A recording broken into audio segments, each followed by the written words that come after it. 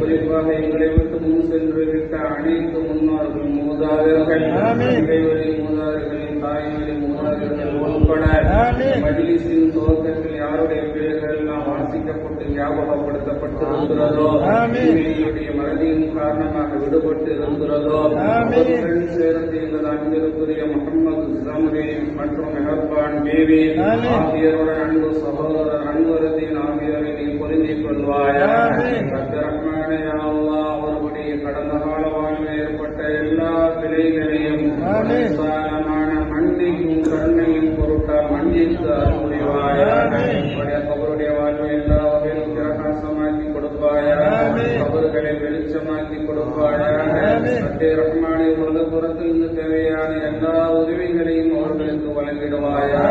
பெண்மையினுடைய தட்டுகளை கணக்க செய்வாயா, சொர்க்கத்தின் உணவுகளை வழங்கிடுவாயா, பணங்களை வழங்கிடுவாயா, சொர்க்கத்தின் ஆடைகளை உடுத்தாட்டிடுவாயா. ரஹ்மானே, நாளை மறுமையில் உயிர்ந்த சோனமாகிய ஜன்னத்தில் ஃபிர்தௌஸில் நல்லோர்களாகிய நபிமார்கள், சித்தீகங்கள், சுஹதாக்கள், சாலிஹீன்களோடு எங்களுடன் அவர்களையும் ஒன்று சேர்த்திடுவாயா.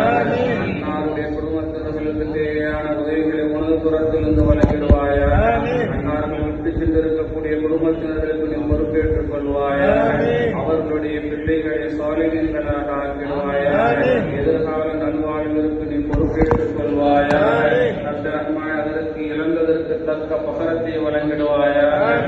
ரஹ்மானே, யா அல்லாஹ், இந்த சபையை நாங்கள் யாரையெல்லாம் மனதில் நாடி இருக்கிறோமோ எங்களுடைய நாட்டங்கள் தேட்டங்கள் யாவற்றையும் நிறைவேற்றி கொடுப்பாயா.